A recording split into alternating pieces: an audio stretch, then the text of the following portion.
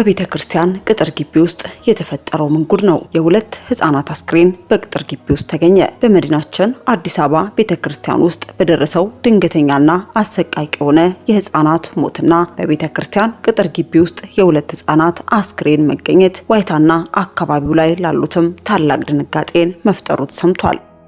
ታዲያ በአካባቢው ድንጋጤ ተፈጥሯል የተባለውና በማህበራዊ ሚዲያም በከፍተኛ ሁኔታ መነጋገሪያ የሆነው ዜና ምን ይሆን የሚለውን መረጃም በመረጃችን የያዝን ሲሆን እንዲሁም ሻሎም ሚዲያም ለቤተ ክርስቲያን አገልጋዮች ባደረገችው የስር ቆይታም እውነታውን አጋርተውናል። ታዲያ ከቤተ ክርስቲያን የደረሰን እውነታ ምንድነው? የህፃናቱ የሞታቸው ምክንያትስ ምን ነበር? የሚሉትን በመረጃችን በዝርዝር ይዘናል። ታድምጡሳላችሁ። አስከትለን የክርስቲያን ሞት እረፍት እንጂ ጥፋት አይደለም። ሐዋርያው ቅዱስ ጳውሎስ ሊሄድ ከክርስቶስም ጋር ልኖር እናፍቃለሁ እንዳለ ምዕራፍ 1 ቁጥር 23 ላይ ለክርስቲያንና ለአገልጋዮች ሞት ማለት ከምድር ውጣ ውረድ ማለፍና ከክርስቶስ ጋር መኖር ነው። ዛሬም እጅግ የምንወዳቸው የምናከብራቸው የመካነ ኢየሱስ ቤተክርስቲያን ቄስ፣ የሲኖዶስ ዋና ጸሐፊ፣ የሙሉ ጊዜ የእግዚአብሔር ቃል አገልጋይ የነበሩት ቄስ ተስፋ ጅሬን ከዚህ ዓለም ድካም አርፈዋል። ቄስ ተስፋ ጅሬን የሄዱት ወደ ዘላለማዊ ቤታቸው ቢሆንም ለቀሩት ግን ሐዘን ነውና ታላቅ ሐዘን ጥለውም አልፈዋል። በዚህም የመካነ ኢየሱስ ቤተክርስቲያን መግለጫን የሰጠች ሲሆን አያይዛም ሐዘኗንም ገልጻለች። ታዲያ እኚህ ለሀገርም ለቤተክርስቲያንም ዋርካ የነበሩ አገልጋይ የእልፈታቸው ምክንያት ምን ነበር? የቤተክርስቲያን መግለጫስ ምን ይመስላል? በዝርዝር መረጃችን ይዘንላችኋል። በቆይታችሁ ታድምጡሳላችሁ። በሌላኛው ከሰሞኑ ስሙ በማጭበርበር ወንጀሎች ሲነሳ የከረመው የቤተ ክርስቲያን መስራችና ባለራዕይ ሐዋርያ እስራኤል ዳንሳ ለተነሱበት ክሶች ምላሽን ሰጥቷል። እስከዛሬ ዝም ብያለሁ፣ ከዚህ በኋላ ግን ዝም አልልም፣ እናገራለሁ፣ ማፈር የለብኝም፣ ወስኜ ተነስቻለሁ፣ የፈለገ ይምጣ እንጂ በዚህ ወር ላይ ይለይንላል በማለትም በፍጹም ነገሩን በዝምታ እንደማያልፈውም ገልጿል። ነብዩ የሰጠው ማስጠንቀቂያ አዘል ምላሽ ምን ይሆን? በአንድ ወር ውስጥ ይሆናል ሲል የዛተበት ነገርስ ምንድነው? የሚለውን ይዘናል። በቆይታችሁ ታድምጡሳላችሁ። በሌላኛው መረጃችን በሀገራዊ ምክክር ላይ የተስማሙበትና በልዩነት የተያዙ ጉዳዮች ላይ የተሰጠው መግለጫ እጅግ አነጋጋሪ ሆኗል። የአዲስ አበባ ጉዳይና የሰንደቅ ዓላማ ወይንም ባንዲራ ለውጥን ጨምሮ የዘመን አቆጣጠር መቀየር ከፍተኛ ጥያቄን ያስነሳና ያወዛገበም ነው። ከበርካታ ቀናት በፊት የተጀመረው ይህ ስብሰባ የመጨረሻ ውሳኔውን አሳልፎም ጨርሷል። ታዲያ በሀገራችን ኢትዮጵያ የተደረገው ምክክር ላይ የተወሰኑ ውሳኔዎች ምን ይሆኑ? በእንጥልጥል የቀሩትስ ፍጻሜያቸው ምንድነው? በመዲናችን አዲስ አበባ ላይስ ምን ተወሰነ? ሰንደቅ ዓላማው ወይንም ባንዲራው ላይስ የተጣለው ውሳኔ ምንድነው? ስለምንስ የዘመን አቆጣጠር መቀየር አስፈለገ? ከምንስ ወደ ምን ተቀየረ? የሚሉትንም በመረጃችን ይዘንላችኋል። ታድምጡሳላችሁ። በስተመጨረሻም የእግዚአብሔር ሴት ወንጌላዊት እጸገነት በክራይስት አርሚ ቤተክርስቲያን መስራች ነብይ እዩ ጩፋ ላይ የተመለከተችውን ነውር በይፋ አጋልጣለች። ነብይ እዩ ጩፋ በቤተክርስቲያን ውስጥ በካሜራ እይታ የፈጸመው ተግባር ዛሬ ላይ በይፋ ተጋልጦ ከባድ ክስንም አስነስቶበታል። በዚህ የተነሳም የእግዚአብሔር ሴት ወንጌላዊት እጸገነት ስራ በጣም የሚያሳፍር ነው፣ ይህ የተቀናበረ ስራክ ነው በማለትም በነብዩ የተፈጸመውን ተግባር አጋልጣም ገስጻለች። በመልእክቷ አያይዛም አሁን ላይ ላለው የገዢ መንግስት መልእክተን ያስተላለፈ ሲሆን የእናት እንባ የት ያደርሳችሁ ይሆን? እየሆነ ያለው ምን ይሆን? በሀገሪቱ ላይ ህግ ያለ አይመስልም። ይህ ከባድ የሆነ ጉዳይ ነው። መተላለቅ ሳይመጣ መንግስት ሊያስብበት ይገባል በማለትም ለመንግስት አስቸኳይ መልእክትንም አስተላልፋለች። ታዲያ የእግዚአብሔር ሴት ወንጌላዊት እጸገነት ያስተላለፈችው መንግስት ችላ ሊለው የማይገባው ተግባር ምን ይሆን? በነብይ እዩ ጩፋስ የተፈጸመው አሳፋሪ ተግባር ምንድነው? የሚሉትን በቆይታ ከአንደበቷ ታድምጡሳላችሁ። እስከ መረጃው ፍጻሜ አብራችሁን ቆዩ።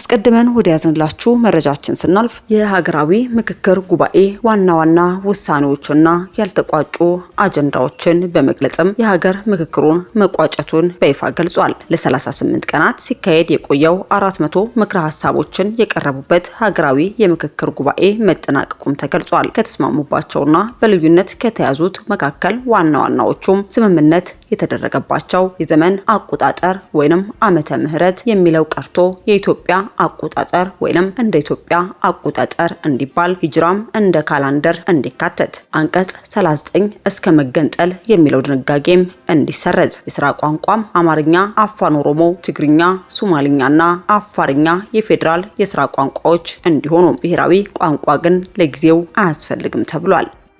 ውህድ ማንነትን ከሁለት በላይ ብሔሮች የተወለዱ ዜጎች በውህድ ማንነት እውቅና እንዲሰጣቸው የመንግስት አወቃቀርን በተመለከተም ፌዴራላዊ ሆኖ እንዲቀጥል በልዩነት ከተያዙት መካከልም ወይንም ያልተወሰኑ 4 ነጥቦችም የአዲስ አበባ ጉዳይ አንደኛው ሲሆን የፌዴራል ተጠሪነቷን የኦሮሚያ ክልል ርዕሰ ከተማነት ወይንም መብት ሁኔታ አሁን ባለበት እንዲቆይ የመንግስት ቅርጽም ፓርላሜንታዊ ወይንስ ፕሬዝዳንታዊ ይሁን የሚለው ሰንደቅ ዓላማ አሁን ያለው አርማ ይቀጥል ወይንስ በሌላ ይተካ የሚለው የፌዴሬሽን ምክር ቤት አባላቱ በህዝብ በቀጥታ ይመረጡ ወይንስ በክልሎች የሚለው ኮሚሽኑ በልዩነት የተያዙትን አደረጃጀቶች ውሳኔ ለሚሰጠው አካል እንደሚያቀርብም በማስታወቅ በእነዚህ 4 ጉዳዮች ላይ ውሳኔ ሳይስተላለፍ ማለፋቸውም እንዲሁም ለቀጣይ 5 ዓመታትም ከውሳኔ ውጭ ሆነው እንዲቆዩ በእንጥልጥል የቀሩ ጉዳዮች መሆናቸውን በመግለጽ ሀገራዊ ምክክሩ በዚህ መዘጋቱም ተገልጿል።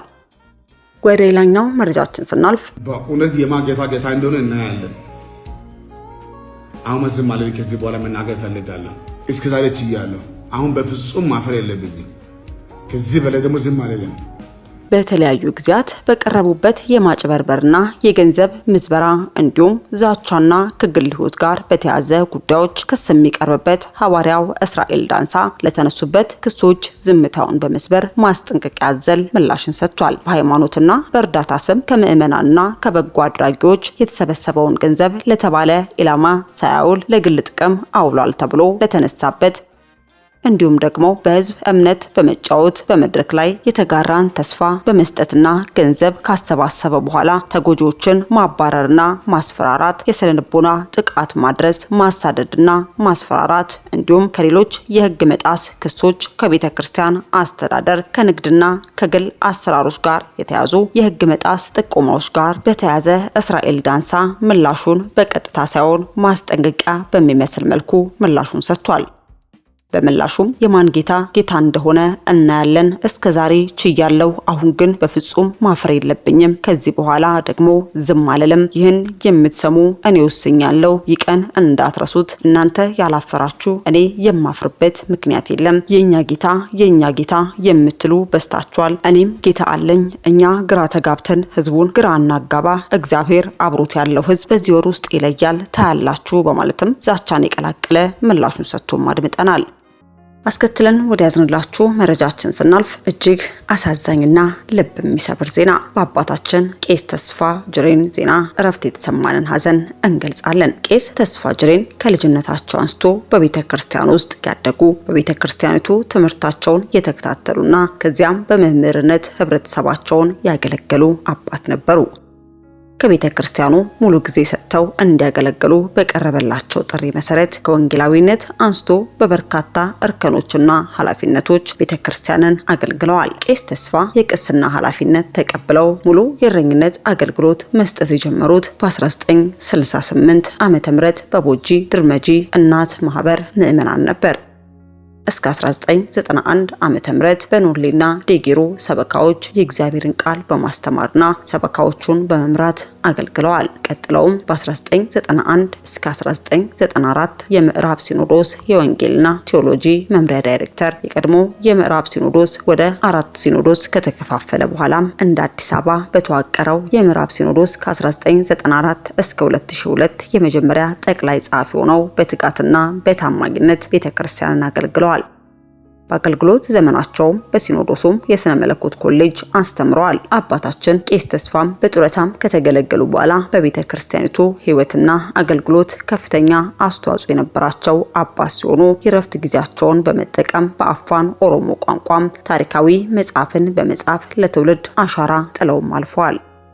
የቤተሰባቸው ሁኔታም ባለትዳርና የአራት ልጆች አባትም ነበሩ። ቄስ ተስፋ ጅሬን በተወለዱም በ80 ዓመታቸው ከዚህ ዓለም ድካም ያረፉ ሲሆን የሽኝታቸው ስነ ስርዓትም በትውልድ ስፍራቸው ቦጂ ድርመጂ ቤተሰቦቻቸው፣ ወዳጅ ዘመዶቻቸውና ከፍተኛ የሲኖዶሱ መሪዎች በተገኙበትም ተካሂዷል።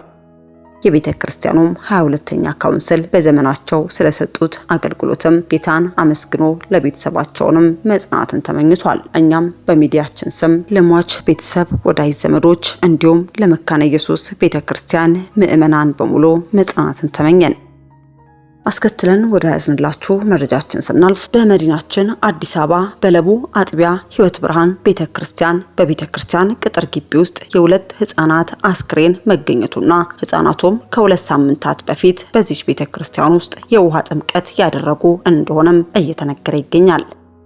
ታዲያ በማህበራዊ ሚዲያና በተለያዩ የአካባቢው ነዋሪዎች ዘንድ በሕይወት ብርሃን ቤተክርስቲያን ውስጥ በተፈጠረ አደጋ ምክንያት ህፃናቱ እንደሞቱና አስክሬናቸውም በቤተክርስቲያን ቅጥር ግቢ ውስጥ መገኘቱን የሚገልጹ መረጃዎች ቢዘዋወሩም የሻሎም ሚዲያ ወደ ቤተክርስቲያን አገልጋይ ባደረገችው የስልክ ቆይታም የመረጃውን እውነታ ያጣራች ሲሆን ዜናውም እውነትነት እንዳለውና እነዚህ ህፃናት ከ2 ሳምንታት በፊት በቤተክርስቲያን ውስጥ የውሃ ጥምቀት ወስደው እንደነበር፣ ይሁንና ግን እነዚህ 2 ህፃናት ህይወታቸው አልፏል የተባለውም ከእውነት የራቀ የሐሰት መረጃ እንደሆነ በመግለጽ እውነታው ቃል ኪዳን አብርሃምና ኢየሩሳሌም አብርሃም የተባሉ በአዲስ አበባ በጣለው ከባድ ዝናብ ምክንያት በደረሰ ከፍተኛ ጎርፍ አደጋም ህይወታቸው ማለፉን ገልጸውልናል። ቤተክርስቲያንም ለሟች ቤተሰቦችም መጽናናትን የገለጸች ሲሆን እኛም በሚዲያችን ስም ለሟች ቤተሰቦች መጽናናትን እንመኛለን። በስተመጨረሻ ወደ ያዝንላችሁ መረጃችን ስናልፍ ለበርካታ ጊዜያት እውነትን በድፍረት ተሞልታ ስትናገር የምናደምጣት የእግዚአብሔር ሴት ወንጌላዊት እጸገነት ዛሬም ራሳቸውን ነቢይ ብለው በሚጠሩ አካላት እየተፈጸሙ ያሉ ተግባራትን በመግለጥም መልከታዋን እንደ እግዚአብሔር ቃል ተናግራለች። በዚህም የክራይስት አርሚ ቤተክርስቲያን መስራችና ባለራዕይ በሆነው ነቢይ እዩ ጩፋ የተፈጸመውን ተግባር በማንሳትም ታላቅ የእግዚአብሔር ሰው በታላቅ አክብሮት ብላችሁ ታስገባላችሁ። ታላቅ እግዚአብሔር ብቻ ነው። የእግዚአብሔር ሀሎት ነብዩን ተከትሎ አይደለም የሚገባው። ነብዩ ከሌለ የእግዚአብሔር ሀሎት መገኘት የለም ማለት ነው። ስራችሁ በጣም ያሳፍራል። ይህ አስጨብጭቡልኝ ብሎ በደንብ ተቀናብሮ የተሰራ ነው። ወግወጉን ይዘህዋል በማለትም በመገሰጽ የተናገረች ሲሆን አያይዛም ከሰሞኑ በቲክቶክ ላይ እንደ በግ የታረደውን ወጣት በማንሳትም የእናቶች እንባ የት ይጥለን ይሆን? የኢትዮጵያ ምድርና ሕዝብ የት ይወድቅ ይሆን? የእናቶችና የህፃናቱ ጩኸት፣ በግፍ የሚደፈሩ ሴቶች፣ የሚገደሉ ወጣቶች፣ ህፃናት፣ ወንድ ሴቱ ሳይቀር አንዱ አሳሪ ሌላው ታሳሪ ሆነው ያሉበት ጊዜ ነው። የኦሮሞ ክርስቲያኖች ይህ ማስጠንቀቂያ ለእናንተ ነው። እግዚአብሔር ይጠይቃቸዋል። የኢትዮጵያ መንግስት ሆይ በሀገሪቱ ህግ ያለ አይመስልም። በሀገሪቱ ዘመቻ አለ። እርስ በርስ ለመተላለቅ ይህ ከባድ የሆነ ጉዳይ ነው። ቤተክርስቲያን ልትጸልይበት የሚገባ መተላለቅ ሳይመጣ መንግስት ጣልቃ ሊገባበት የሚገባ ጉዳይ ነው በማለትም መልእክቷን ያጋራች ሲሆን በወንጌላዊት እጸገነት የተገሰጹ ነቢያትና በቤተክርስቲያን የፈጸሙት ተግባር ምን ይሆን? ለኦሮሞ ክርስቲያኖችስ የተላለፈው ማስጠንቀቂያ ምንድነው? የሚሉትንም ከአንደበቷ እንድታደምጡት ጋበዝን። ወገኖቼ ኢትዮጵያውያን፣ ኤርትራውያን እንዴት ናችሁ? እንዴት ከረማችሁ? እህታችሁ ወንጌላዊት እጸገነት ነኝ። የሆነ ካለው ጋር ደግሞ ብዙ ነገር የሆነ ነው። መቼም በጣም ልብ ያደክማል፣ በጣም ያሳዝናል የሆነ ያለውና ይህንን ደግሞ በመንፈሳዊ አይን እንዴት እናየዋለን፣ በእግዚአብሔር ቃልስ እንዴት ነው ይህን የምናየው የሚለው ነገር በገባይ መጠን አስተላልፋለሁ። እንግዲህ እግዚአብሔር በረዳይ መጠን የምችለውን እያደረኩ ነው። ሰዎች ከጥፋት እንዲመለሱ፣ ቤተክርስቲያን እንድትነቃ፣ ትውልድ ደግሞ እንዲድን የምችለውን ነገር እያደረኩ ነው ያለሁት። ጌታ ደግሞ ይረዳናል። ከኛ በላይ ለትውልዱ የሚያስብ እሱ ስለሆነ ማለት ነውና ዛሬም ደግሞ መልእክት ይዤ መጥቻለሁ። ዋናው መልእክቴ በአንድም በሌላም ኢየሱስ ይሰበካል ነው። በአንድም በሌላም ኢየሱስ ይሰበካል በሚል ነው። ከዛ በፊት ግን መግቢያ ማረገው ደግሞ ወቅታዊ የሆነ ሁኔታ አለ። እየሰማን ያለነው ነገር በጣም ጆሮን ጭው ያረጋል። በጣም እና ያሳዝናል። ኢትዮጵያ ወዴት እየሄደች ነው? እርስ በርስ ጥላቻው እየከረረ በቃ ሰው እየተላለቀ ነው ያለው። አሁን ሰምታችኋል። ሰሞኑን መቼም የሚዲያ ደግሞ ማያሳየን ነገር የለምና የኢትዮጵያ ሕዝብ ምን እየሆነ ነው? እርስ በርስ መገዳደሉ ቀጥሏል። በተለይ ወጣቱ በጣም ተጨካክኗል። እንዳልኳችሁ ከአባቶቻቸው ያዩት አሁንም ከላይ ያሉት የሚታየው ነገር ይሄ ነው። በቃ ፍቅር የሚሰብክ ስለሌለ ማለት ነው። ያውም እባካችሁ ለእናቴ አንድ ነኝ እርሷን ለመርዳት ነው የተሰደድኩት አትግደሉኝ ያላቸው በዙም እየተያዩ እንደዚህ አርገ ግደለው እንደዚህ አርገ ረደው ተባብለው አረዱት። ይንወጣት ይሄው በሚዲያ ላይ እንደ በግ ሲታረድ እያየ ለዚህ ትውልድ ግን ጨካኙን ምንድን ያስተማረው? ለእናቴ አንድ ልጅ ነኝ አትግደለኝ እያለው ወገናችሁን ቪዲዮን አንዴ ልመርቃችሁ ገስት ላይ ሆናችሁ ጀግና በርታ ብላችሁ ያሳረዳችሁት በዚህ አልበቃ ብሎት ነፍስ ጥሎ ሳይወጣለት ሲቀር በጀርባው ገልብጠውና እንባውን ይዩት እስቲ። የት ይጥለን ይሆን የእናቶች እንባ? የኢትዮጵያን ምድር የኢትዮጵያን ሕዝብ የት ይጥለዋል? የእናቶች እንባ፣ የሕፃናት ጩኸት፣ በግፍ የሚደፈሩት ሴቶች፣ በግፍ የሚገደሉት ወጣቶች፣ ሕፃናት፣ ወንድ ሴቱ ሳይቀር አንዱ አሳሪ ሌላው ታሳሪ። ይሄው ወጣቶቹን ቪዲዮ ማያይዘው ጀርባቸው እንትቻቸውን ወደ ኋላ ጠፍንገው ምንም ማያውቁ ገና እኮ 10 ዓመት 12 ቢሆኑ ነው። በጣም ከባድ ነው ወገኖች። ወደ እግዚአብሔር ልንጮህ ይገባል። ኧረ ተው፣ ይሄ ጊዜ ያልፋል። ተው፣ እግዚአብሔርን ፍሩ። እግዚአብሔር ግን ይነሳል ከማደሪያው የእናቶችን እንባ ያብሳል። እኔ በጣም አደራ ምለው በጣም መናገር ብፈልገው ለኦሮሞ ክርስቲያኖች በኦሮምኛ ወንጌል ስበኩ፣ በሚገባቸው ቋንቋ ፍቅርን ስበኩ። አደራ አለባችሁ። በኋላ እግዚአብሔር ይጠይቃችኋል። የኦሮሞ ተወላጅ ሆናችሁ የወንጌል አማኝ ሆናችሁ አሁን በኃይለኛው ወንጌል የምትሰብኩበት ትውልድ የምታስመልጡበት ዘመን ነው። እኛን ማን ይሰማናል? አሁን አማርኛም ባለቀር ተጣልተዋል። ወንጌል እንኳን ተጣልተዋል። በቋንቋ የተነሳ ከዘር ከነገድ ከቋንቋ ነፃ ያወጣን ክርስቶስ ኢየሱስ እንደሆነ ያለ እኛ ግን ዛሬም እየተበላላን ነው። ቤተክርስቲያን ሳይቀር በዘርና በፖለቲካ ተበታትኖ በኢየሱስ ክርስቶስ ዛሬ እንዳልኳችሁ መልእክቴ በአንድም በሌላም ኢየሱስ ይሰበካል። በዓለም ላይ ብዙ እምነት አለ፣ ብዙ ሃይማኖት አለ፣ ብዙ የሚጠራ ስም አለ። በዓለም ላይ አለ እኮ ተጠርቶም ያለፈ አለ፣ እንዲህ ነበር የሚባልለት አለ፣ በአንድ ወቅት ታዋቂ የነበረ ብዙ ያስጨበጨበ ያሰገደ እምነት አለ፣ ፋሽን የነበረ። ከዚህ ሁሉ ግን የበላይ የሆነ አልፋና ኦሜጋ መጀመሪያም መጨረሻም ስሙ በዓለም ሁሉ የገነነ ማን ነው ካላችሁኝ ያለ የነበረ የሚኖር ክርስትና ኢየሱስ ክርስቶስ ብቻ ነው። ኢየሱስ የሚለው ስም ነው። ሰዎች ይህን ስም ሲሰሙ ወይ ደስ ይላቸዋል ወይ ይቆጣሉ። ስለ ስሙ ግን ምላሽ የማይሰጥ ሪአክት የማያደርግ የለም። ኢየሱስ ሲባል ሰው ሪአክት ያደርጋል። ወይ ደጋፊ ይሆናል ወይ ተቃዋሚ ይሆናል። ያቁታል። በጣም የሚገርም ስም ነው የኢየሱስ ስም። ኃይለኛ ነው። እንኳን ተከታዮቹ ጠላቶቹም ሳያውቁት ይሰብኩታል፣ ይናገሩለታል። ብዙዎችንም በፍቅሩ ማርኳል። አሁን ብዙ የተማረኩ ሙስሊሞች አሉ።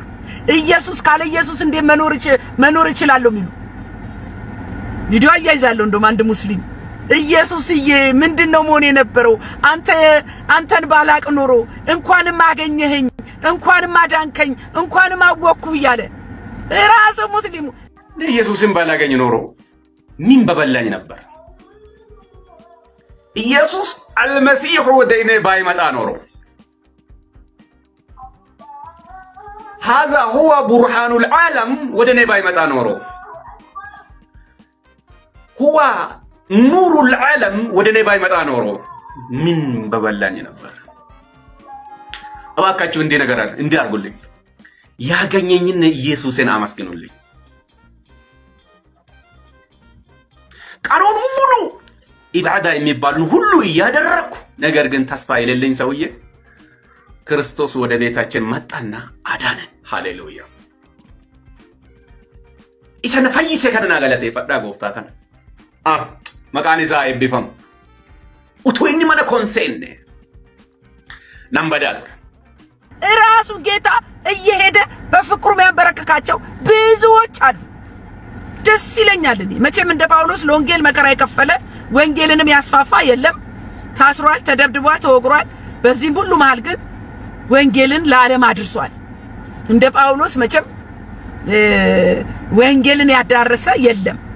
በዚህ ደግሞ የክርስቶስ ኢየሱስ የብርሃን ወንጌልና የማዳኑ ሥራ መከራውና ፈተናው እንደማያስቆመው ምሳሌያችን ነው እኮ ጳውሎስ። እናንተ ይልቁንም እየሰፋ እንደሄደ አሳይቶናል።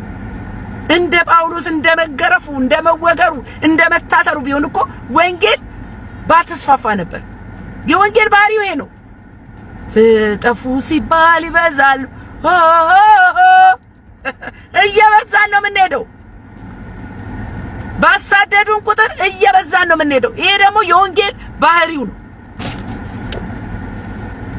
አሁን ደግሞ የሐሰተኛ ነቢያቶች ያው እንዳልኳችሁ በሰው ፊት መከበር አሁን በዚህ ትውልድ እየታረደ ባለበት ሰዓት የነቢያቱ ራሳቸውን ቆልለው ራሳቸውን ምቾት ውስጥ ከተው እንዴት እንደሚኖሩ እያየነው ነው። በጣም እኮ አሳፋሪ ነው። ምድራችን ውስጥ ቤተክርስቲያን ያለ ይመስላል ስታስቡት። ጨለማው ነግሶ ከክርስቶስ ይልቅ ራሳቸውን ማሳየት የሚወዱ መጽሐፍ ቅዱስ እዛ ቁጭ ብሎ ይጭፋ አቤት ጌታዬ ቁጭ ብሏል። ያው ታውቁታላችሁ። ቤቱም ይሁን ቸርቹም ይሁን የተንጣለለ ነውና ልክ አውቆ መጽሐፍ ቅዱስ የሚያነብ መስሎ ሶፋ ላይ እግሩን አጣምሮ እንደዚህ ይላል። ምንድነው የሚጠብቀው ብትሉኝ ያቺ አስተዋዋቂዋ እስክትናገርለት ድረስ ታላቁ የእግዚአብሔር ሰው ምን ይሰማ ይሆናል? ወንድም አለ ምን ሆነህ ነው ታዋትልም እንዴ? ይኮ በጥናትና እንደዚህ ታረጋለሽ እንደዚህ ስትይኝ ገባለው ተብሎ ተጠንቶ የሚደረግ ድራማ እኮ ነው ምናው ያለን። አያበሳጫችሁ? ጳውሎስ ግን አላስጨበጨቡም፣ የሰው ክብር አልፈለጉ። ይልቁንም ታምራት ካደረጉ በኋላ እኛ ያደረግነው መሰላችሁ ወይ? ሊያርዱላቸው ሁሉ ጨርቃቸውን ቀደዱ ይላል ሐዋርያ ሥራ ላይ አረረረረ ብለው። ያንን ነው እኛ የምናውቀው ያነበብነው። ለሕዝቡ እኮ ጠብ የሚልለት ነገር የለም። ከነድነቱ ከነበሽታው ከነመከራው ነው ያለው። ሕዝብ አልተለወጠ፣ አገር አላረፈች። እናንተ ብቻ ነጋዴ ሆናችሁ ተቀምጣችሁ እግዚአብሔር ለእናንተ ደግሞ አንድ መፍትሄ ያመጣል። ታላችሁ ቀልዱ በሕዝብ ላይ። ጳውሎስ የደረሰበትን መከራ ለወንጌል መሆኑን ሲገልጽ እንደዚህ ብሏል። ፊልጵስዩስ 1:12 ላይ ነገር ግን ወንድሞች ሆይ ይህ የደረሰብኝ በእውነት ወንጌል ለማስፋት እንደሆነ ታውቁ ዘንድ እወዳለሁ አለ። ዛሬ የምናልፍበት ውጣ ውረድ እና ፈተና ለወንጌል ነው ወይ ነው ጥያቄው? አለው ለወንጌል ነው ወንድም አለ ለወንጌል ነው። እያንዳንዳችን ራሳችንን ጠይቅ። የምንደክመው ስለ እግዚአብሔር ሥራ ነው። በአማኞች ዘንድ እያየን ያለ ነው። ግን በዓለም እንዳልኳችሁ በንግድ በማከማቸት በመናምን በዚህ በግርግር በመገንባት በመሸጥ በመለወጥ ከሆነ እሱ ወንጌል አይደለም። በዛ መሃል በሚገጥመን መከራ እግዚአብሔር የለበትም። ለወንጌል ጥሪ ጊዜ የለንም። የእግዚአብሔር ነገር ቅድሚያችን አይደለም። አላፊ ጠፊውን የምድርን ሕይወት ለመሙላት እየታገልን ነው ብዙዎቻችን። ዓለም የምትሸነፈው ኑሯችን የሚሞላው የእግዚአብሔርን ስናስቀድም ሆኖ ሳለ እኛ ግን የዓለምን እያስቀደምን ትርፋችን ድካም ሆኗል። ቃሉ የሚለው መጀመሪያ ጽድቅና መንግስቱን ፈልጉ ሌላው ይጨመራል ነው። የሚጨመረውን አስቀድመን ነው እኔና እናንተ እረፍት ያጣን መረጋጋት ያልቻልነው። ቁጭ ብለን የእግዚአብሔርን ሥራ ስንሰራ ያኛው ሳናስበው ሳንጠይቅ ሳንወጣ ሳንወርድ እግዚአብሔር ራሱ እየሞላው አረ ጌታ ያኖራል እኮ እናንተ በሰላም እኮ ያኖራል። እርካታ የሌለው እረፍት የማይገኝበት ህይወት መብላት የሌለብንን እየበላን መስራት የሌለብንን እየሰራን ማየት የሌለብንን እያየን መስማት የሌለብንን እየሰማን መንፈሳዊ ጤናችን ታውቋል። መንፈሳዊ ጤናችን ታውቋል፣ ታመናል፣ ህይወታችንም ጠውልጓል ወገኖቼ። ሌላ ቪዲዮ ማያይዘው ደግሞ ልጅቷን ሶስት ጓደኞቿ ሲቀጠቅጧት ውሃላዋ ላይ ሲደፉባት ምን ሆኖ ነው? ምን ሆኖ ነው? እግዚአብሔርን አይፈሩ። እግዚአብሔርን የማይፈራ ትውልድ ተነሳ። እረኛ የሌለው ትውልድ፣ ተው የሚለው የሌለው ትውልድ፣ የሚያስታርቅ የሌለው ትውልድ፣ የሚመክረው የሌለው ትውልድ። እናንተ አባቱ ሌባ የሆነ ሰው እኮ ልጁ ደግሞ ሌባ ፕላስ ነው የሚሆነው።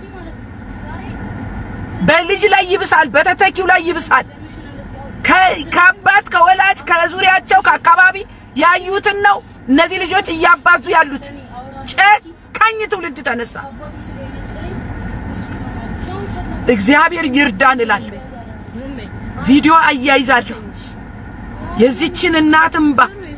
እንደገና ደግሞ ልጅቷን ጓደኞቿ የሚደበድቧት እየተሳሳቁ ያው ህሊና ቢስ በጌታ በኢየሱስ ክርስቶስ በጣም የሚያሳዝን ዘመን ውስጥ ነው ያለነው ወገኖች። የጳውሎስ ለወንጌል መከራ መክፈሉ ግን በእግዚአብሔርም በሰውም ዘንድ የተገለጠ ነበር። ፊልጵስዩስ 1:13 ስለዚህም እስራቴ ስለ ክርስቶስ እንዲሆን በንጉሥ ዘበኞች ሁሉና በሌሎች ሁሉ ዘንድ ተረጋግጧል። ተረጋግጧል። የጳውሎስ ማንነት የተገለጠ ነው። ለምን እንደሚደክም ለምን እንደሚሮጥ የተገለጠ ነው። ቁጥር 14 ደግሞ ምን አለ? በጌታም ካሉት ወንድሞች የሚበዙት ስለ እስራቴ ታምነው የእግዚአብሔርን ቃል እንዲነግሩ ያለ ፍርሃት ከፊት ይልቅ ይደፍራሉ ይላል። ማን? የጳውሎስ ተከታዮች ምን እንዲያደርጉ? በሱ ስራት በሱ መከራ ታምነው የእግዚአብሔርን ቃል እንዲነግሩ ያለ ፍርሃት።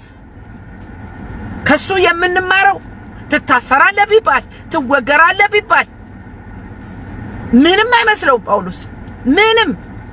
እግዚአብሔር የተባረከ ይሁን። በወንጌል አላፍርም ያለው ጳውሎስ በነገስታትና በአለቆች ፊት በአሕዛብ መካከል ክርስቶስ ኢየሱስን ያለ ፍርሃት ሰብኳል። ብዙዎችንም ወደ መንግስቱ ቀላቅሏል። ዛሬ ብዙዎቻችን በክርስቶስ ወንጌል የምናፍር ለመመስከርም የምንፈራ ይመስላል። አሁን ብዙ ሰው እኮ ጴንጤነቱ እንዳይታወቅ ሸሽጎ ከዓለማዊ ጋር ዓለማዊ ከዛኛው ጋር ያኛው ተመሳስሎ እየኖረ ያለ ብዙ ነው ነው መላችሁ። ኢየሱስ ጌታ ጌታ ኢየሱስ ግን በአንድም በሌላም ይሰበካል። ራሱን ያለ ምስክር አይተውምና ለወንጌል የጨከኑ ብዙዎች ተነስተዋል። በጣም የሚገርማችሁ ነገር ቪዲዮ ከማያይዘው አንዱ ኢየሱስ ጌታ ነው ሲባል ሰዎች ሲደነግጡ አየው አለ። እንግዲህ መምህር ታዬ ቦጋለ ኦርቶዶክሳዊ ነው። እዛው ውስጥ ያለ ሰው መምህር የሆነ ሰው የታዘበውን በእግዚአብሔር ቃል ሲናገር እንዴት ደስ ይላል። በቃ ይሄንን እውነት የሚናገሩ ሰዎች እንዲበዙ ነው እኔ የምፈልገው። ስብከት ልሰማ ይችላል። በተረፈ ግን የኦርቶዶክስ ተዋሕዶ እምነት ተከታይ ነው። ኢየሱስ ጌታ ነው የሚለውንም ሆነ ሌሎችን ያመጣሁት ሰዎች መደንገጥ ጀመሩ አየዋቸው እና ኢየሱስ ጌታ ነው ብሎ አንዱ ሲጮህ ደንግጠው ሲዞሩ ታያለ። የሆነ ነገር እንዴ እና ፕሮቴስታንቱ ኢየሱስ ጌታ ነው ሲል ለምንድን ነው የሚለው ጌታ ነው? መጀመሪያ አንደኛ ሙስሊሞች ኢየሱስ ጌታ ነው አይደል? ሁለተኛ አይሁዶች ኢየሱስ ጌታ ነው አይደል? የቡዲዝም እምነት ተከታዮች፣ የሽንቶይዝም እምነት ተከታዮች፣ የኮንፊውሻኒዝም ሴኩላር ፊሎሶፊ ተከታዮች የፈለገ በዓለም ላይ ያለው ኢየሱስ ጌታ ነው ስለማይሉ ማንም ሰው ኢየሱስ ጌታ ነው ብሎ በልቡ አምኖ በአፉ መስክሮ ይጸድቃል። ማንም ሰው በመንፈስ ቅዱስ ካልሆነ በስተቀር ኢየሱስ ጌታ ነው ይል ዘንድ አይችልም። ስለዚህ በመንፈስ ተመርቼ ነው ያልኩት ነው የምትለው። ይኸውልህ ምን መሰለህ መባል እሱን ማይል ሰው በሰው ፊት ለሚመሰክርልኝ ሁሉ በሰማያት ባለው በአባቴ ፊት እመሰክርለታለሁ።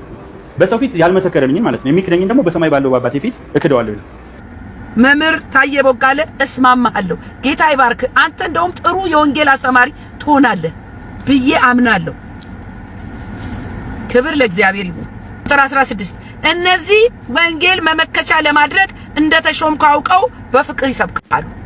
ግማሹ በፍቅር ይሰብካል፣ ግማሹ ደግሞ ለክርክር ይሰብከዋል፣ ለቅናት ይሰብከዋል። ይሄ ማለት ምን ማለት ነው? በአንድም በሌላ ኢየሱስ ይሰበካል። ሌላ አርእስት የለም፣ ሌላ ገናና ስም የለም፣ ሌላ አዳኝ የለም፣ ሌላ ሞቶ የተነሳ ማንም የለም።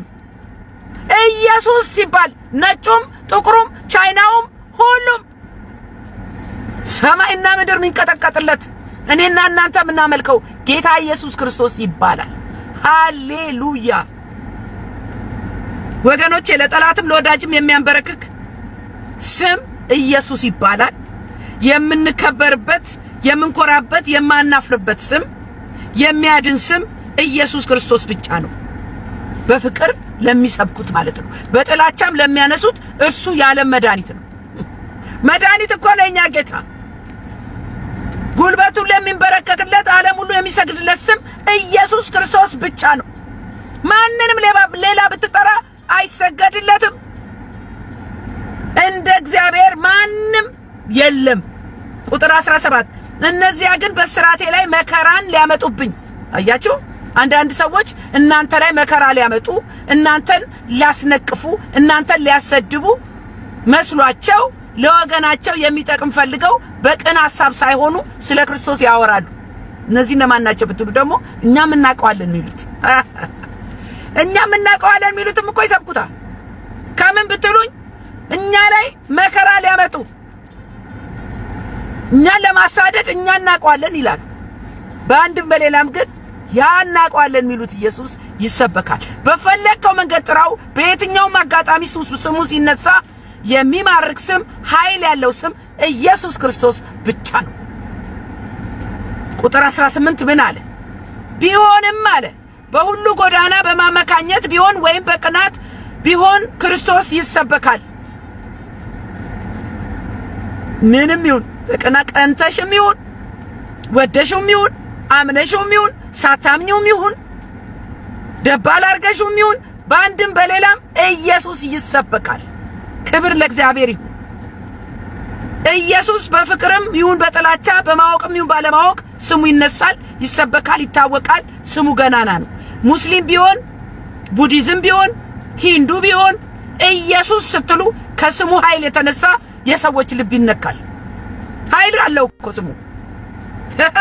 ኢሳ ነው ነብይ ነው ቢሉም በፍቅሩና በመለኮቱ ብዙዎችን ማርኳል። የኔ ጌታ ብዙዎችን አንበርክኳል። በሰይፍ አይደለም፣ በፍቅር ኢየሱስ ያድናል። በክርስቶስ ላይ ክፉ መናገር የሚችል ማንም የለም። በማርቆስ 9:38 ላይ ዮሐንስ ስለ ኢየሱስ አንድ ነገር ነገረው። መምህር ሆይ አንድ ሰው በስምህ አጋንንት ሲያወጣ አየነው፣ ስለማይከተለንም ከለከልነው አለው። ኢየሱስ ምን አለ? 39 በስሜ ተአምር ሰርቶ በቶሎ በእኔ ላይ ክፉ መናገር የሚችል ማንም የለምና አትከልክሉት አለ። ይህ ለብዙዎቻችን ትምህርት ነው። በእግዚአብሔር ነገር በእግዚአብሔር ሥራ ላይ እከሌ ከዚህኛው ቤተክርስቲያን ናት፣ እከሌ ከዛኛው ቤተክርስቲያን ነው፣ እከሌ አባል አይደለችም፣ እከሌ እንዲህ ናት። ያመልጣል ወንድም አለም። የእግዚአብሔር ሥራ ይኸው በክርስቶስ ኢየሱስ ስም የተጠሩ ሁሉ ስሙ የኔን ስም በክፉም ያነሳ የለምና አትከልክሏቸዋል። አንዳንድ ሰዎች ያገሏችኋል፣ ያርቋችኋል። ከኛ ጋር አይደለችም፣ አካል አይደለችም።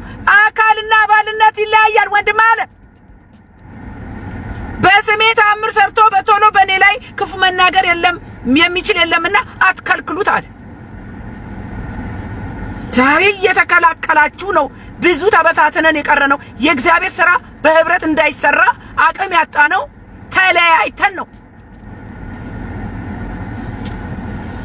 ብንተባበር ኖሮማ እንዴ አሁን በስፓኒሽ እኛ ቢሆን እንኳን የኢየሱስን የጠራሰው ኢየሱስ ነው። ገብተን ብናመልክ አንድ ላይ ነው። ወንጌል አብረን ብንወጣ ምን ችግር አለው? ምን ችግር አለው? ከኛ ቤተክርስቲያን አይደለችም ብለው ወንጌል ለመውጣት የሚከለከሉ ሰዎች አሉ። ይሄ ወደ ኋላ ቀረን እኮ በኢየሱስ። ስለዚህ ስሙኝ፣ ይሄ ሐሳብ ለብዙዎቻችን ትልቅ ትምህርት ነው። በተለይ ኢትዮጵያውያን አማኞች የእግዚአብሔር መንፈስ በሌሎች ቤተክርስቲያን፣ በነጮች፣ በአፍሪካውያን፣ በስፓኒሽ ሚሰራ አይመስላቸውም። አይ ኢትዮጵያዊ እኮ ዘረኛ ነን። የኔ ይመጣል ይላል እኮ ኢትዮጵያዊ አያቸ ነጮች ቤተክርስቲያን መንፈስ ቅዱስ የሚገለጥ አይመስላቸው። ነጮች ቤተክርስቲያን ልሳን ያለ አይመስላቸው። በጣም ኢትዮጵያዊ እኮ እኔ እበልጣለሁ ነው የሚለው። በዚህ ላይ ዘረኛ ነው ኢትዮጵያዊ። በመንፈሳዊ ነገርም ነው የምላችሁ። ስለዚህ የጥቁሮች ቸርች ብትሄዱ አሁን እንዴ ጥቁሮቹ ጋር ትሄጃለሽ እንዴ? ነጮቹ ጋር ደግሞ እነሱ እኮ ጌይ ሊያጋቡ ይችላል። ኧረ በኢየሱስ ስም በተለይ የነጮች ቤተክርስቲያን ሁሉንም በአንድ መፈረጅ አይቻልም። እነሱም ጋር ይጸለያል፣ ይመለካል፣ አጋንንት ይወጣል። የሚገርማችሁ ነገር እኔ አሁን ነጮቹ ጋር እኔ ይገርመኛል። ነጮቹ ጋር ፓስተሩ በጣም በመንፈስ ቅዱስ የተሞላ ነው፣ አጋንንት ያስወጣል። በልሳን በደንብ እንናገራለን አብረን። እኔ ቤተክርስቲያን ያለው ኢየሱስ ይበልጣል በእኔ ቤት ይደምቃል ብሎ ማሰብ ሞኝነት ነው፣ አለማወቅ ነው ላለው እኔ። ሰሞኑን ደግሞ የፍልሰታ ጾም ሰሞን ሚካኤል ደግሞ ተከብሯል መሰለኝ። አሁን ሚካኤል አባቴ፣ ሚካኤል አዳኜ፣ ሚካኤል መልእክተኛ ነው ወንድም አለ። ካልተላከ አይመጣም። ስሙኝ፣ በሚካኤል እንጀራ ይበላል። ሚካኤል የምትበሉትን እንጀራ ይስጣችሁ። ለእስራኤል መናን ያወረደ ታላቁ መልአክ የእስራኤል መጋቢ ቅዱስ መጋቢ ብሎ ቅዱስ ሚካኤል የምትበሉትን እንጀራ የማይሸግት በእውነቴ ነው የምትበሉትን እንጀራ እግዚአብሔር ይስጣችሁ። ይጠብቃችሁ፣ ከአደጋ ከቀትር ጋር ይጠብቃችሁ። ስንት መንገዳችሁን የሞታችሁን ደብዳቤ ልክ እንደ ባይራን በሹመት የቀየረላችሁ፣ ጠላቶቻችሁን ያስታገሰላችሁ፣ የተቆፈረውን ጉድጓድ የደፈነላችሁ መልአክ ነውና እንዲህ አለ ቅዱስ ሚካኤል አለ። በደንብ ብላችሁ ጥሩት። ማለት ምሳሌ ልስጥ። አሜሪካን ያለውትና $100 ላንተ በእቴ በኩል ኢትዮጵያ ባለችው እቴ በኩል አድርሺ ብዬ እቴን ላኳት። እቴ አድራሿ ናት የምትመሰገነው ወይስ እኔ ዶላር የላኩልህ ነው የምመሰገነው? ስለት የምታስገባው ስለት የሰመረ ብለህ ለእቴ ነው ወይስ ለእኔ ለላኪዋ ነው? ይህ ነው ቀላል ምሳሌ የምሰጣችሁ። ላኪውን ሳታመሰግኑ ተላኪውን አድራሹን እኮ ነው እየሰገዳችሁ እየዘከራችሁ ያላችሁት። እኔ ለእቴ ካልሰጠኋት ያንን ብር አድርሺ ብዬ እቴ ከየት አምጥታ ትሰጣለች?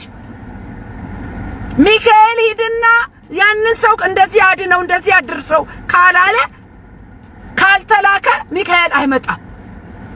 ይህንን ቀላል ትምህርት ብታስተምሯቸው ስንት ሰው በዳነ ነበር፣ ወደ እግዚአብሔር በተመለሰ ነበር። በጣም የሚያሳዝን ነገር። ሌላው ደግሞ ያንተ ቤተክርስቲያን አባል ያልሆነ ሁሉ የክርስቶስ ተከታይ ወይም አገልጋይ አይደለም ብለህ ካሰብክ ተሳስተሃል ወንድም አለ።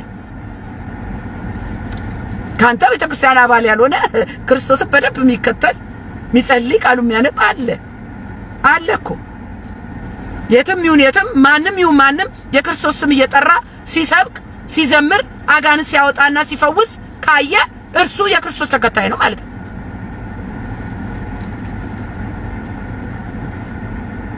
አታግልሉት፣ በራት ዝጉበት። ዮሐንስ እኮ ሌላ ሰው አጋንንት በኢየሱስ ስም አጋንንት ሲያወጣ አይቶ ነው የከለከለው። ይሄ እኮ ለኛ ትምህርታችን ነው። እግዚአብሔር በወደደ ሰው ይሰራል። በነጩም በጥቁሩም በሴትም በወንድም በሕፃናትም በሽማግሌዎችም ይሰራል። በዚህ መንፈስ ነው ዛሬ ተለያይተን እኔ የኬፋ ነኝ የአጵሎስ ነኝ የጴጥሮስ ነኝ የምንባባለው በጌታ በኢየሱስ ክርስቶስ። ስለዚህ አንድነት ያስፈልጋል። እኛ እኮ ሰበብ እየፈለግን ተለያይተናል። አይገርማችሁም?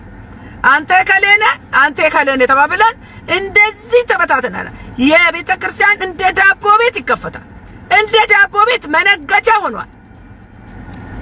በዘር በቋንቋ ተለያይተን ኢትዮጵያዊ መቼም እኔ ምንም አይነት ሞራል የለውም ሌላውን ሀገር የመውቀስ ምንም አይነት ሞራል የለውም። የሌላ ሀገር መሪ ለመውቀስ ሞራል የለውም አልኳችሁ። በቃ ራስን አለማወቅ ነው የሚመስለኝ። ስለዚህ የዛሬው ዋናው መልእክቴ ኢየሱስ ክርስቶስ በአንድም በሌላም ይሰበካል። ይሄ ሰው አውደ ምሕረት ላይ ከቅዳሴ በኋላ ግቢ ውስጥ ፍስስ ብሏል። የኦርቶዶክስ ህብረተሰብ ዲያቆናት ደግሞ ከፊት አሉ። ከዛስ ሃሌሉያ አለ። ሁላችሁም አይታችሁታል መቼም ይሄንን ሃሌሉያ እያለ ወደ ግቢ ውስጥ ገባ፣ ወደ ቤተክርስቲያን ግቢ ውስጥ። አሁን ምዕመናኑ ብድግ ብድግ አሉ ደንግጠው። ምን መጣብህ ብለው ሃሌሉያ እኮ ነው የተባለው። ሃሌሉያ እኮ አዎ ትክክል ነው፣ አሜን ማለት ነው፣ ምስጋና እኮ ነው። ሃሌሉያ ሃሌሉያ ሃሌሉያ ሲል የሚደነግጥ ህዝብ በኢየሱስ ስም አትሉ፣ በጌታ በኢየሱስ ክርስቶስ።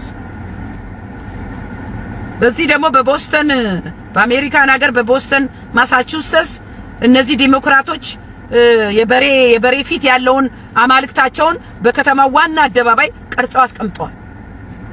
እኔና እናንተ የምናውቀው አማልክቶች እግዚአብሔር የሚቆጣባቸው እግዚአብሔር አትቅረጹ ያላቸው እንደው መጽሐፍ ቅዱስ ላይ አለ። ይሄ የአማልክት ሐውልት ህፃናት የሚገበርለት በመሆኑ ህፃን እግሩ መሃል አስቀምጧል። ፊቱ የበሬ ነው፣ የጥጃ ነገር ቀንድ ያለው ማለት ነው። ቪዲዮ አያይዛለሁ። ይህም በዚያ ከተማ የጸደቀውን የውርጃ ህግ ያሳያል። የውርጃ ህግ አጽድቀዋል። ለካ ውርጃ ሲደረግ ግብር ማለት ነው ለሰይጣን። ሕፃን ልጅ እዚህ ጋር ሲሞት ለሱ ግብር ነው። እንደዛ ነው ደም የሚጠጣው ማለት ነው። በመጽሐፍ ቅዱስ ውስጥም እግዚአብሔር ስለዚህ አማልክት ተናግሯል። የት ብትሉኝ በአንደኛ ነገሥት 11:7 ላይ በዚያን ጊዜም ሰለሞን ለሞዓብ ርኩሰት ለካሞሽ ለአሞንም ልጆች ርኩሰት ለሞሎክ ይባላል። ይሄ እንትኑ የተሳለው ምስሉ ለሞሎክ በኢየሩሳሌም ፊት ለፊት ባለው ተራራ ላይ መስገጃ ሰራ ይላል። ዛሬም በእኛ ዘመን ለአማልክት የሚሰግዱ አሉ ማለት ነው ወገኖች። ዘመኑ አልቋል። እኔ አሁን በጣም ምለው ነገር ኢትዮጵያ ውስጥ ጥላቻ እየነገሰ ነው። ይሄንን ጥላቻ የማጥፋትና ይሄንን ጥላቻ ፍቅር የማምጣት የሁሉም ኃላፊነት የመንግስት ብቻ አይደለም፣ የቤተ ክርስቲያን ብቻ አይደለም። ከቤተሰብ የጀመረ እየዘራን ያለነውን ዘር መጠንቀቅ አለብን። ለዚህ ወገኖቼ የዛሬው መልእክቴ በአንድም በሌላም ኢየሱስ ይሰበካል። ጥላቻን፣ ዘረኝነትን፣ ክፋትን፣ መገዳደልን እንዲቆም በኢትዮጵያ ውስጥ በኃይለኛው መሰራት አለበት። ቤተ ክርስቲያን ፍቅር ልትሰብክ ይገባል። ወጣቱ እረኛ ያስፈልገዋል። ተው ሚል ያስፈልገዋል። ክፎች ሊቀጡ ያስፈልጋል። ሕግ ሊኖር ያስፈልጋል። ሴቶች እህቶች የሚደፈሩ በተለያየ ነገር የሚጠቁ እግዚአብሔርን መፍራት ከሁሉ በላይ ለኢትዮጵያ ሕዝብ እግዚአብሔርን መፍራት ይውደቅበት። እኔ ይህንን ነው የምመኘው። ጌታ ግን ቀን አለው። ጌታ ከማደሪያው ይነሳል፣ ያቺን ምድር ያሳርፋታል ብዬ አምናለሁ። ጌታ የተባረከ ይሁን ወገኖቼ። መልእክቴን ሼርና ሰብስክራይብ አድርጉልኝ። በጌታ ፍቅር ወዳችኋለሁ። ተባረኩ። ሻሎም ሻሎም። ውድ ሻሎም ሚዲያ አድማጭና ተመልካቾቻችን ለሰዓቱ የያዝንላችሁ መረጃ ያደመጣችሁትን ይመስል ነበር። በሌላ አዳዲስ መረጃ እስከምንገናኝ መልካም ቆይታ።